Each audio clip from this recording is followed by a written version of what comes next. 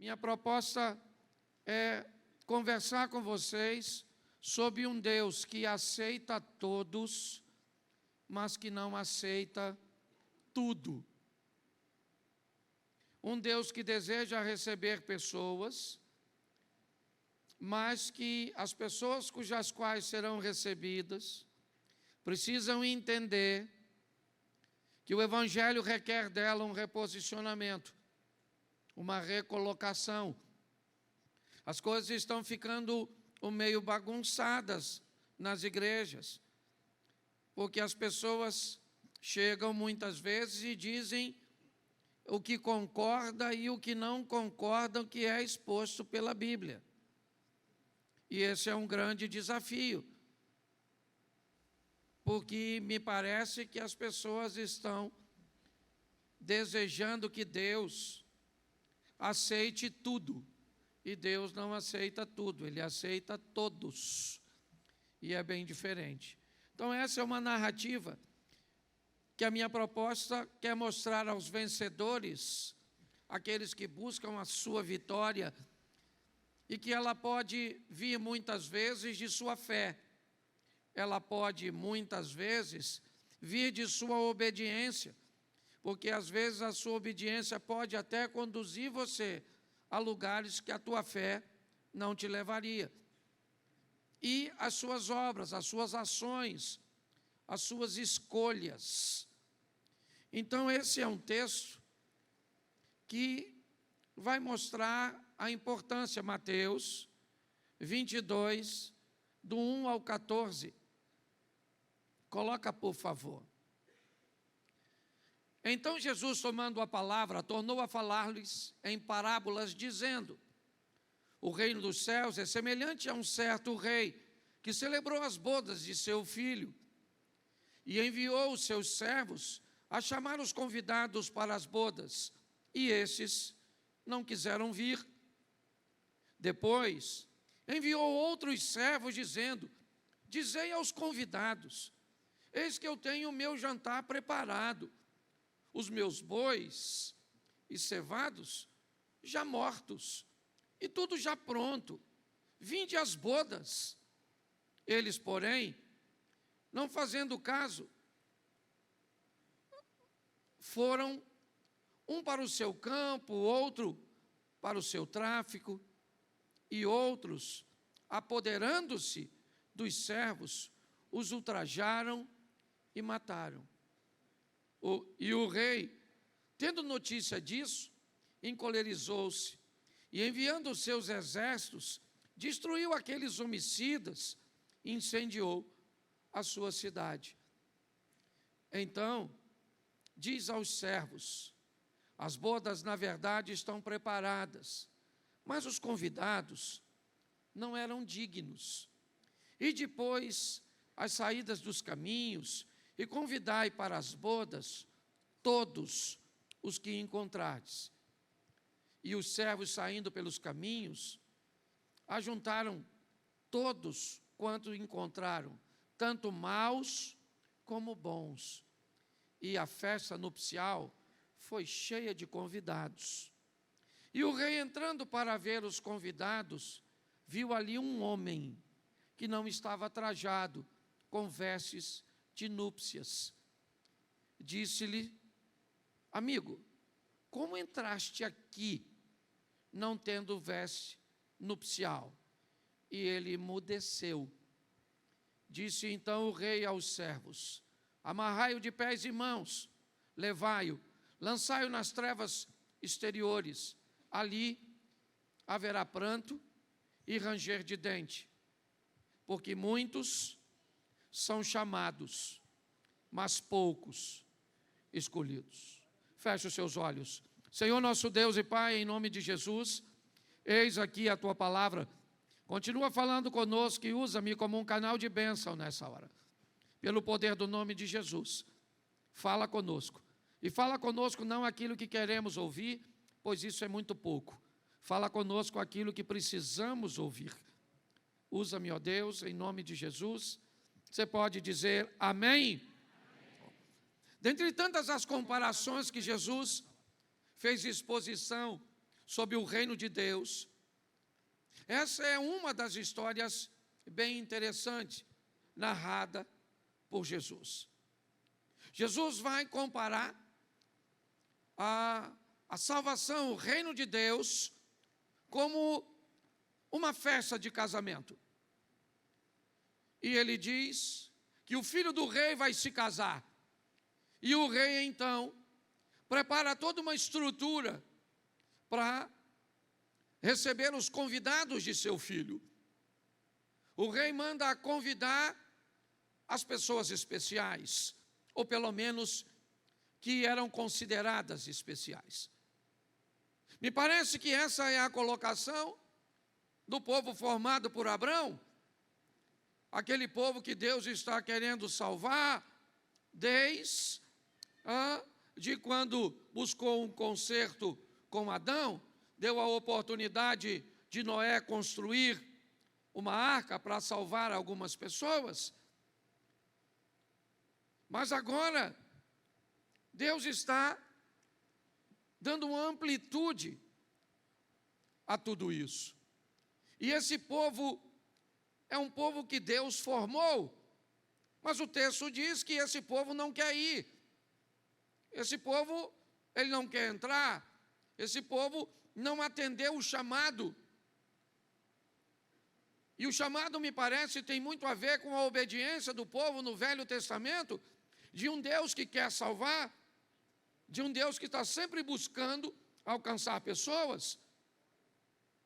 Mas esse povo, ele rejeitou. E pior do que isso, começou a perseguir e a matar os mensageiros. Começou a criar problemas para aqueles que levavam uma palavra de alinhamento, aqueles que confrontavam as pessoas com o pecado, seja ele da idolatria, da imoralidade, ou de qualquer outro pecado que o afastasse de Deus. Eu não sei se você reparou, mas numa das colocações no texto, diz que esses mensageiros foram ultrajados e mortos por aqueles que não estavam desejando ouvir as palavras corretivas. Expor o pecado, expor a negligência, se tornou algo tão ofensivo que estava dando direito ao pecador de matar o mensageiro. E o texto diz então que o rei se encolerizou. E aí não interessa se seriam filisteus, babilônicos, assírios, persas, romanos, não interessa. O texto diz que o fogo vai ser tacado na cidade, a cidade vai ser destruída, e me parece que ele faz essa colocação também olhando para o Velho Testamento. E depois disso, a mensagem muda. Os servos agora são chamados a ir pelas ruas. E agora os convidados, eles são bons, eles são maus. Os critérios para os convidados, me parecem, é apenas, eu quero participar da festa.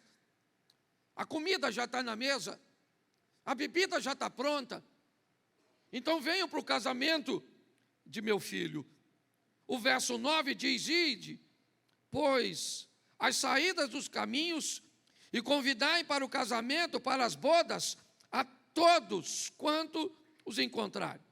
Saindo os servos pelo caminho, ajuntaram todos, presta atenção, todos. Está dizendo aqui, se eles eram bons, se eles eram maus, todos estavam convidados para a festa. Aqueles que aceitaram foram à festa. Mas quando o rei vai entrar na festa, ele vai notar que alguém aceitou o convite, mas não respeitou o protocolo. Alguém desejou ir na festa, mas não se preocupou com suas vestes. Achou que ele poderia ser alguém diferenciado dos outros e que seria tolerado. O convite foi feito, é verdade. O indivíduo iria se quisesse, é verdade. Haveria um livre-arbítrio ao convidado de comparecer à festa ou não. Mas a roupa cuja qual o convidado deveria aparecer na festa seria as vestes de núpcias.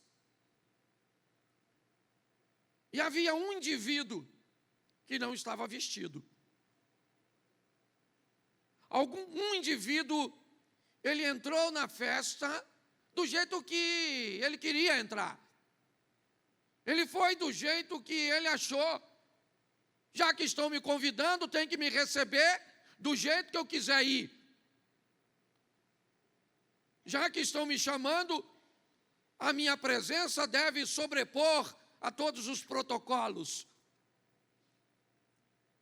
E aí Jesus disse que o rei vai até ele e faz uma pergunta a ele: amigo, como é que você conseguiu entrar aqui sem as vestes de núpcias? Como é que você conseguiu entrar na festa do meu filho desse jeito? O texto diz que o convidado não tem o que dizer, o que indica que ele teria acesso à veste de núpcias. Ele não estava com a roupa inadequada porque não tinha o que colocar. Ele não estava com a postura incorreta porque ele não tinha como estar da forma certa. Ele simplesmente não quis. Foi uma opção dele. Ele estava diferente de todos. E era fácil de identificá-lo, pelo menos como Jesus está dizendo aqui. Era só olhar para a roupa dele. E pela roupa dele já sabia que ele não estava no padrão exigido por protocolo do casamento. Então Jesus chama os servos e diz para eles: pega esse cara aí, ó. Quem era ele? Era um dos convidados. Ele foi convidado. Mas Jesus diz: faz o seguinte, amarra ele, pega ele e joga lá fora. Põe ele para fora do casamento do meu filho, tá certo? E lá fora vai ter clamor e ranger de dente. O texto termina dizendo: porque muitos são chamados e poucos escolhidos. Com muito respeito e amor, eu quero falar com você de um evangelho que é para todos, é verdade. Romanos capítulo 3, verso 23 diz: porque todos pecaram e destituídos estão da glória de Deus. Mas João, no capítulo 1, no verso 12, diz: mas a todos quantos o receberam, deu-lhes o poder de serem feitos filhos de Deus, aos que creem no seu nome. O evangelho é para todos, um evangelho para todos. Ele é para pobre, para rico, ele é para hétero, ele é para homo, ele é para o brasileiro, certo? Ou para o latino-americano, ele é para o africano, ele é para o asiático, ele é para o culto, ele é para o indouto. O evangelho é para todos. E Deus quer salvar a todos e mostra isso desde o Velho Testamento. Mesmo com um povo escolhido, nós já temos espasmos. nós já temos indício de um Deus que entra com Abraão no Egito e que sai com Agar, mostrando que ele pode salvar os egípcios. É um Deus que entra na Síria com uma menina que salva o leproso Naamã. É um Deus que entra em Jericó com os espias e tira de Jericó uma ex-prostituta. É um Deus que entra em território moabita, certo, com uma família e tira Ruth de lá. Quer ir para o Novo Testamento? Vamos lá, que tira o violento Paulo, que as pessoas tinham medo de ter com ele, e de introduz ele na salvação. Quebra o paradigma de Pedro para salvar Cornélio. E é assim que Deus está fazendo. Entra na casa do Zaqueu, que as pessoas achavam que não mereceria. Mas é muito importante olharmos que a Raabe só foi prostituta antes de andar com Deus. Que o Paulo só foi esse sanguinário antes de ter um encontro com Cristo. Porque depois que a palavra de Deus entra, ela é para todos, mas não tolera tudo. E é muito importante nós olharmos isso de uma forma muito madura, porque hoje alguns discursos estão distorcendo um pouco isso. Estão querendo dizer que Deus não ama a todos. Não, Deus ama a todos, mas não tolera tudo, não. Se você não quer botar a roupa adequada para entrar na festa, saiba de uma coisa. Aqui no texto a roupa era física, era fácil de olhar. Hoje não. Hoje a veste nupcial, ela não é visível, ela é invisível. E por isso pode passar desapercebido pela liderança, pelos pastores. Mas pelo Senhor não vai passar, não. A Bíblia diz que lá fora tem trevas exteriores, clamor e ranger de dente. E se não tiver dente, vai ranger gengiva, mas vai ranger. Então, cuidado com isso. Um evangelho para todos. Posso ouvir um amém? Isso. Segundo, um evangelho para arrependimento e para conversão. Um evangelho para arrependimento e para conversão. Não é só para arrependimento, não. É para arrependimento e para conversão, para mudança. Ah, eu estou arrependido, tá bom? É uma parte do processo, mas não é toda a parte, não.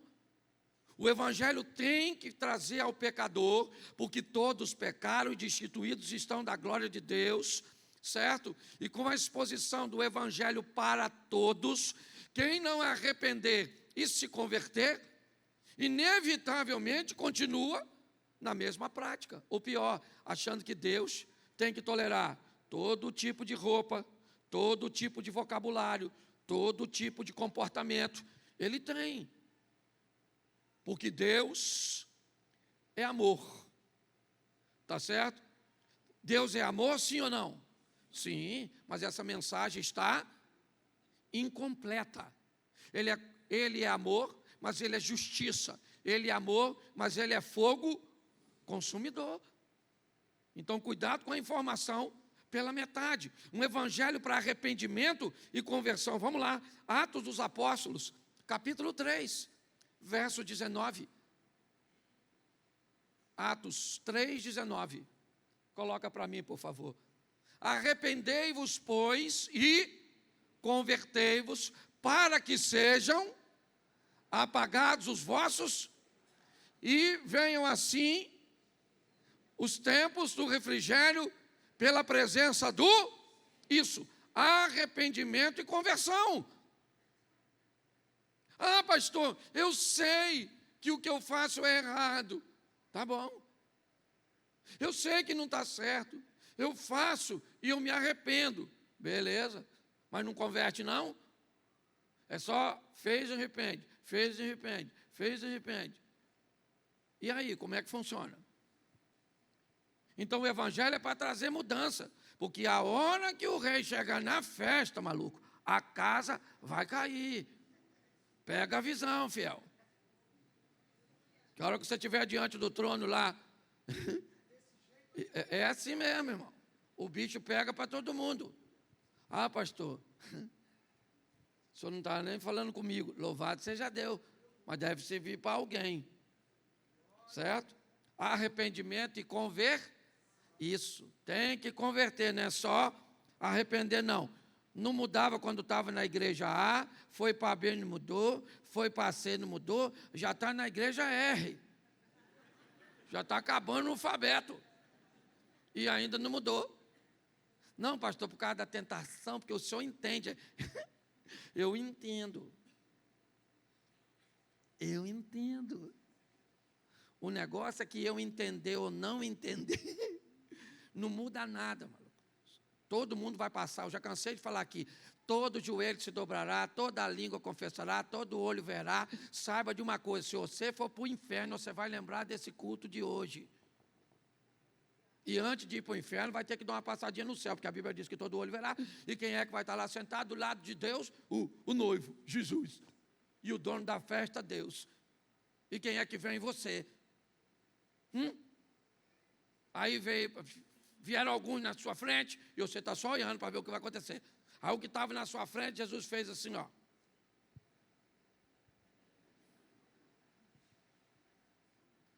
Aí chegou você, ele falou,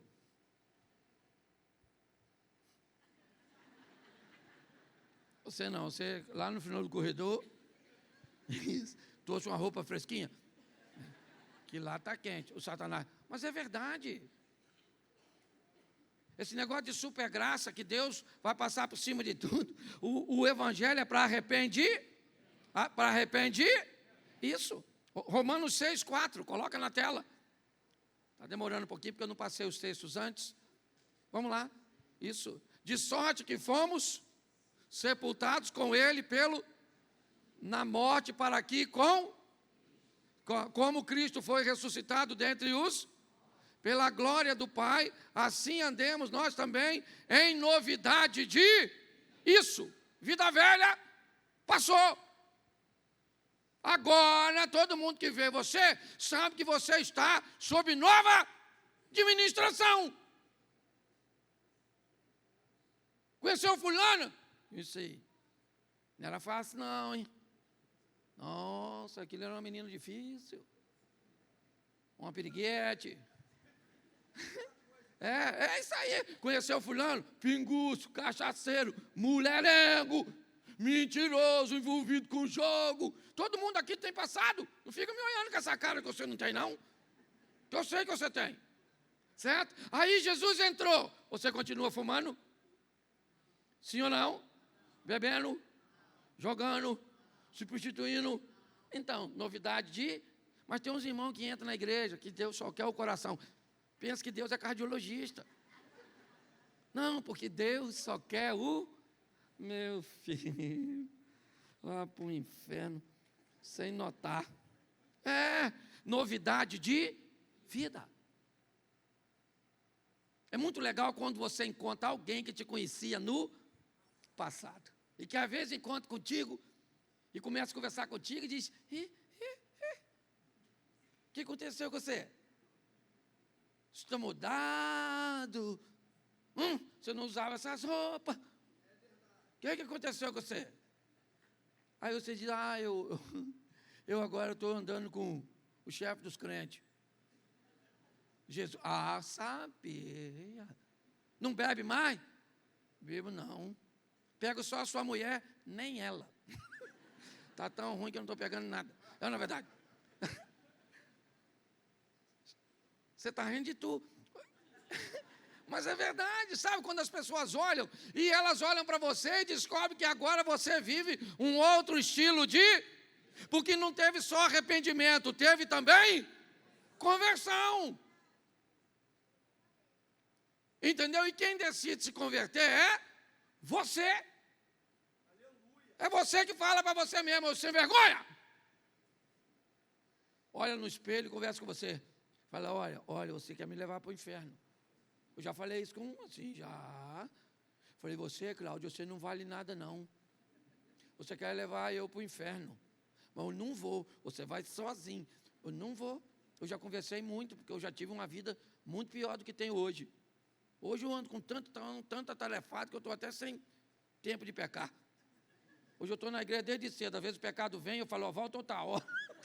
Porque eu estou culpadinho aqui, não dá não. Meu filho Caio falou, pai, só de você falar isso já está pecando. Não estou aqui para julgar ninguém não, mas a verdade é essa. Um evangelho que não pede de você conversão, que não pede de você arrependimento, não é evangelho. Então o evangelho expõe você a ouvir coisas que não lhe são agradáveis, mas são importantes para a conservação da sua alma. Só que hoje, muito membro de igreja virou cliente. Não pode falar. Você vai falar que eu vou para o inferno? Então eu não trago mais minha oferta. Eu vou até para o inferno, mas vou com a minha oferta. Então é um grande desafio. Então o evangelho tem que trazer arrependimento e converter. Terceiro, um evangelho sobre o amor de Deus e sobre o cuidado com o próximo. Isso é muito sério. Amor a Deus, cuidado com o próximo. É assim que funciona. Mateus 22, verso 39 e 40. Coloca, por favor. Mateus 22, verso 39 e 40.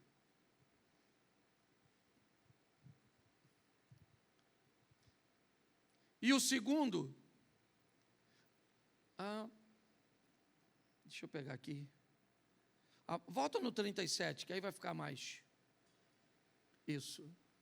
E Jesus disse-lhe, amarás o Senhor teu Deus de todo o teu, de toda a tua, e de todo o teu, verso 38, vamos pegar o texto todo. Este é o primeiro e grande mandamento, verso 39. O segundo é semelhante a este, o assunto é o mesmo, é amor. Ama o teu próximo como, verso 40 diz, desses dois mandamentos dependem toda a lei e os profetas. Preste atenção aqui. Um evangelho que me ensina a amar a Deus acima de todas as coisas.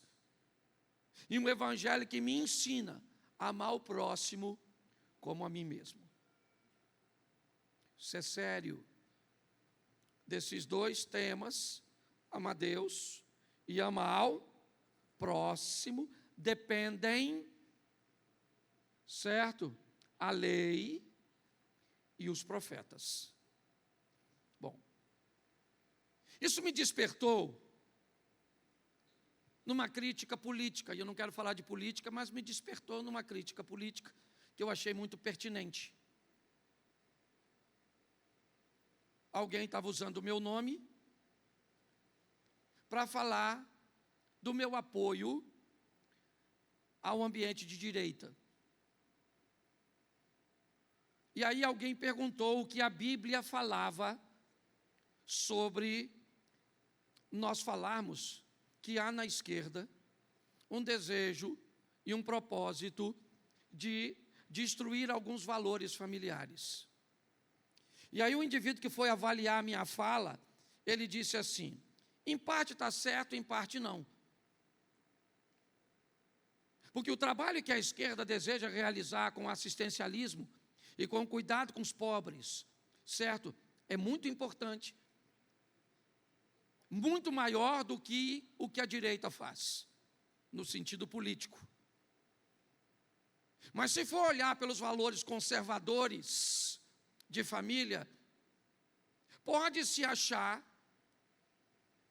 que olhar para essa destruição de valores é algo que a Bíblia também condenava. Porém, o amor e a ajuda aos pobres se sobrepõe a tudo isso. Em tese os crentes estão muito preocupados com valores morais, mas estão totalmente despreocupados com ajudar os necessitados.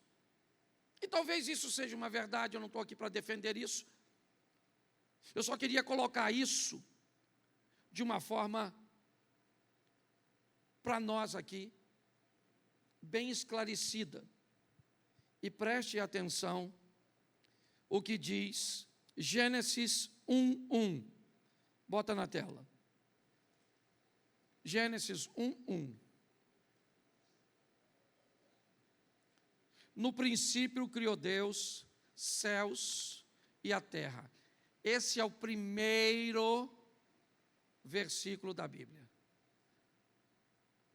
Capítulo 1, verso 1. Ele dá uma direção que todo crente deveria saber, que nós lemos em Mateus: amai a Deus sobre todas as coisas e o próximo como a ti mesmo. Esse texto diz: os céus sempre virão primeiro. No princípio criou Deus os céus e a terra. O céu sempre virá primeiro. Goste as pessoas ou não, concorde ou não, tá certo? É importante entendermos isso. Vamos lá? Mateus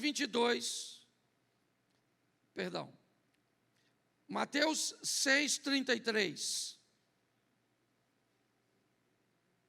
Mateus 6:33. Mas buscai primeiro o reino de Deus e a sua, e todas essas coisas vos serão.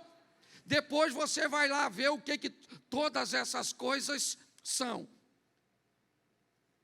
Elas estão relacionadas com comida, com vestimenta, com uma série de fatores. Quer ir para Marcos 8:36? Vamos lá. Marcos 8:36. Pois o que aproveitaria o homem ganhar todo mundo e perder a sua? Então preste atenção, volto aqui, porque o assunto vale o debate. Nós temos que amar a Deus e ajudar o próximo. Parábola do bom samaritano. Quem é o próximo? Não interessa, é a pessoa que aparece na sua frente pedindo de você ou tendo algo que você pode fazer por ela. Pode ser um abraço, um dinheiro, uma oferta, o que quer que seja. Uma coisa é certa: as coisas deste mundo, ou seja, é importantíssimo nos preocuparmos com comida, com toda a parte de assistencialismo. Mas a Bíblia diz que o homem precisa valorizar uma coisa mais que tudo: o reino de Deus, o Senhor. Amar a Deus acima de todas as coisas. Mas vale o alerta para você. Vale o alerta para você que pode ajudar e não ajuda ninguém.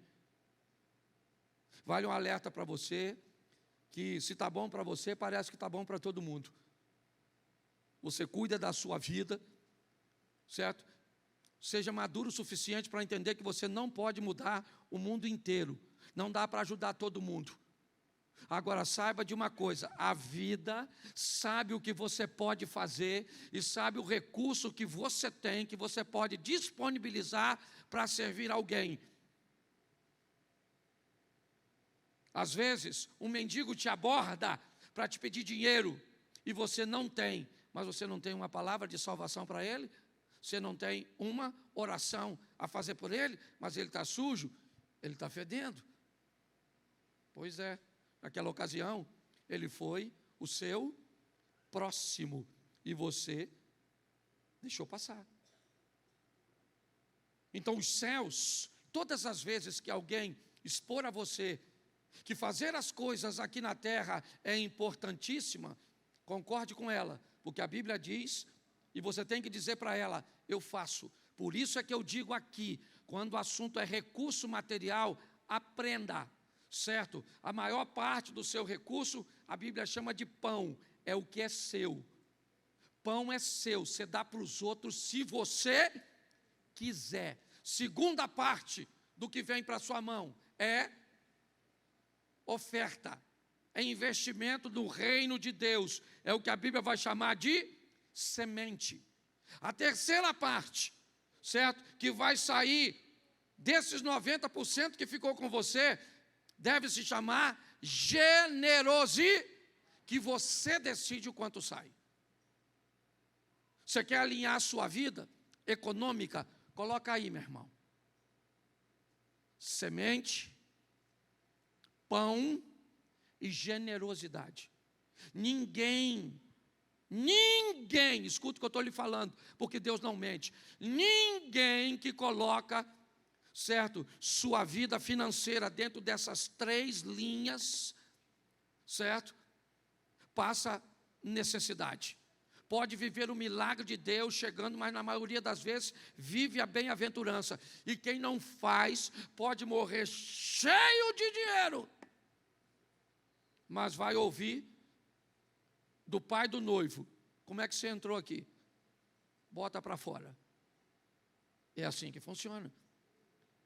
Então o evangelho que nos ensina a amar, e ele começa a alinhar a nossa vida, porque isso faz um alinhamento. Você pega uma pessoa, certo, que entendeu que todos é diferente de tudo.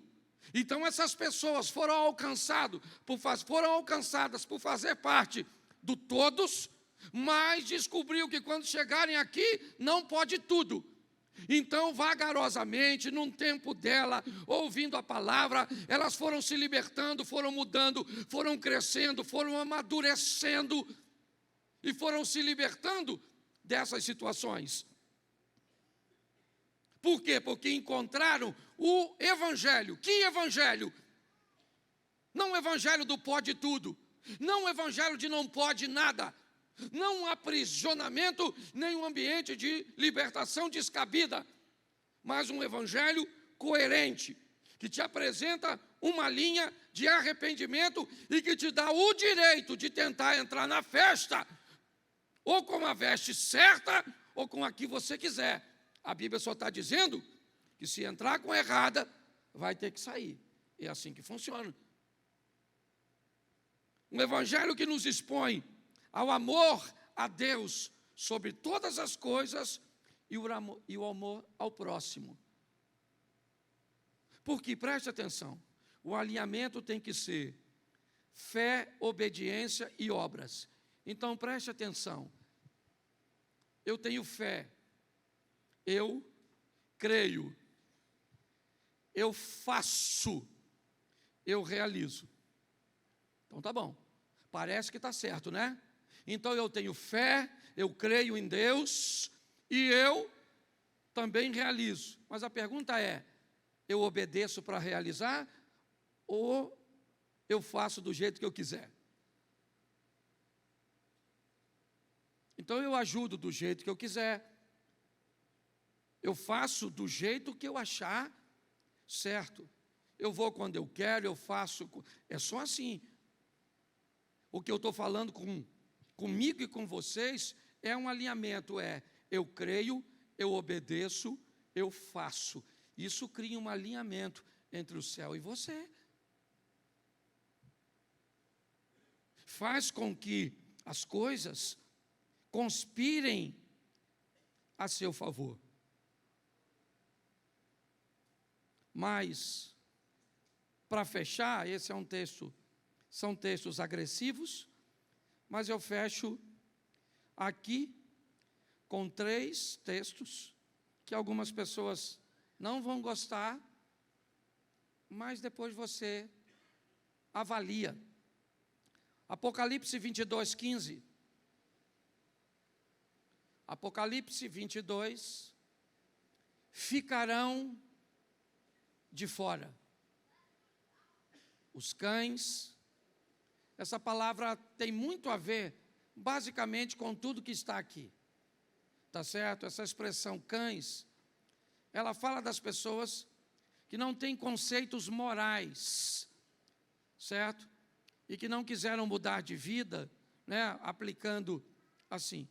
Então ficarão de fora os cães, os feiticeiros, os que se prostituem, os assassinos, os homicidas, os idólatras e qualquer que ama e comete a mentira. Apocalipse 21, 8. Mas quanto aos tímidos, aos medrosos, aos covardes, aqueles que têm dificuldade de se posicionar, aqueles que têm vergonha de dizer que são servos de Deus em ambiente público, a Bíblia diz: se você se envergonha dele, ele vai se envergonhar de você. Mas quanto aos tímidos, aos incrédulos, aos abomináveis, aos homicidas, aos fornicadores, aos feiticeiros, aos idólatras e a todos os mentirosos, a sua parte será no lago que arde com fogo e enxofre, o que é a segunda morte.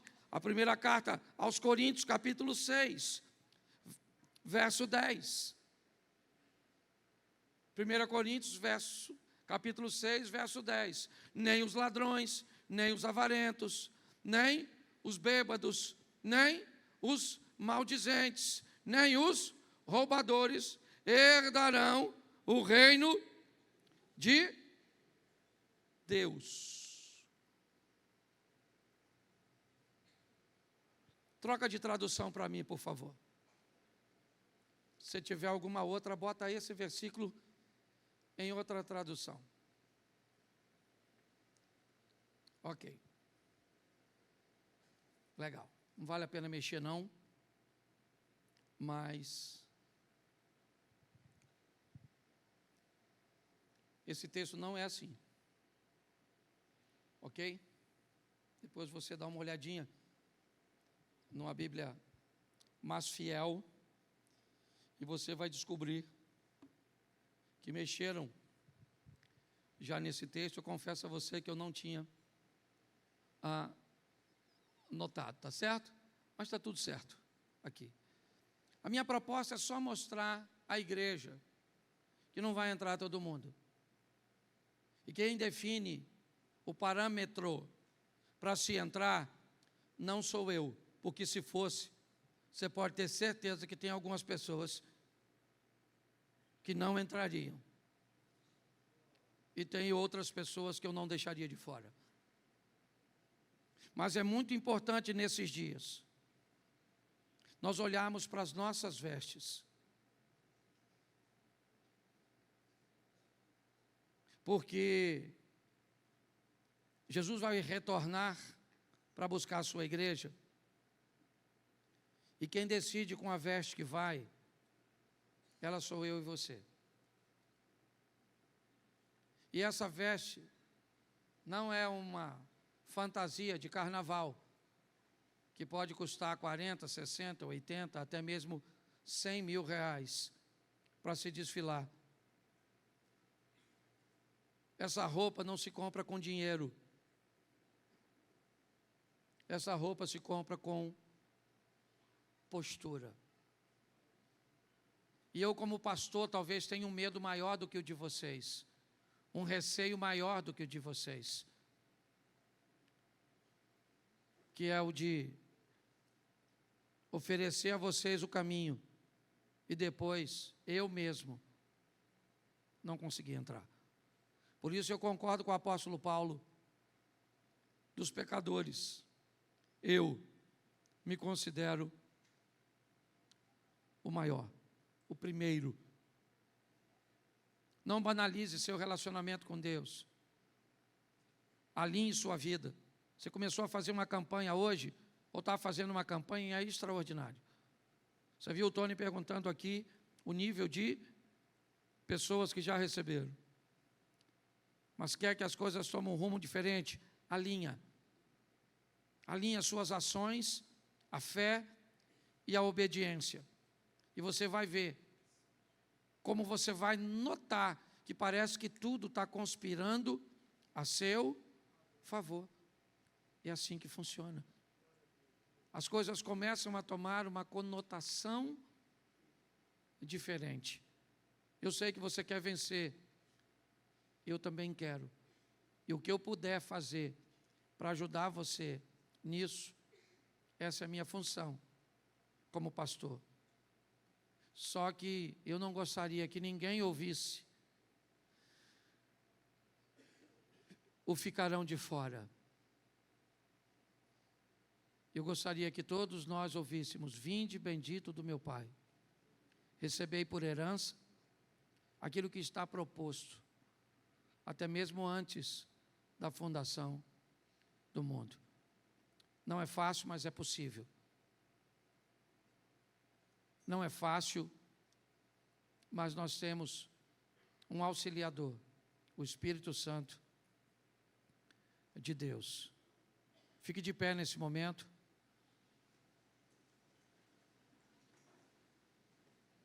Eu só queria que você gravasse isso e não permitisse que ninguém perto de você fizesse o contrário. Deus aceita todos, mas Deus não aceita. Deus aceita todos, mas Deus não aceita tudo.